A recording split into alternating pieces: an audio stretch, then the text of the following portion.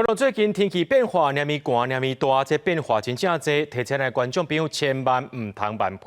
咱继续来关心咱国内疫情。疾管署表示讲，这流感的疫情虽然有伫咧降，不过也未脱离这流行期，社区的流感病毒也是有四价传风险。如果上紧要到3月中才会脱离掉这流行期。另外，行政院进前有加买公费流感疫苗，也有存1万筒，如果这礼拜就注了了啊。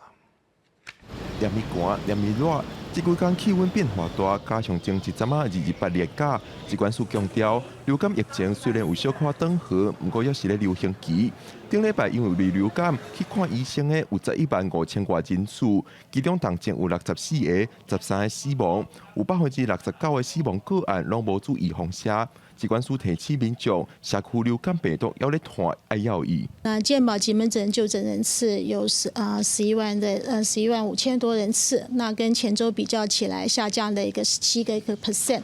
但是呢，仍然是我们5年来同期的一个最高。那目前我国流感的一个疫情呈现下降的一个趋势，那但是呢，仍然还在流行期。那我们预估呢，在3月的中旬下旬呢，会脱离流行期。因为行政院进前紧急加买10万筒公费流感疫苗，疾管署表示，目前存1万筒左右，估计这礼拜就会注了了。另外，针对走北疫情，疾管署指出，虽然病例有咧降低，但是顶礼拜挂门急诊也是有27万多人次，是最近5年降期上济。疾管署提醒民众，为了防范落楼病毒，就要注意接洗手，各有食品安全。腹泻的群聚通报的部分呢，上周大概是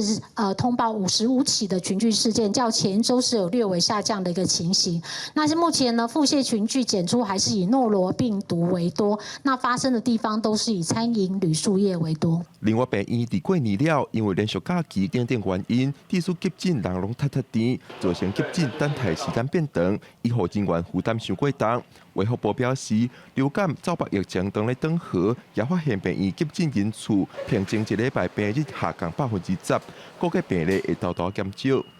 记者郭文林、玉凯在报道。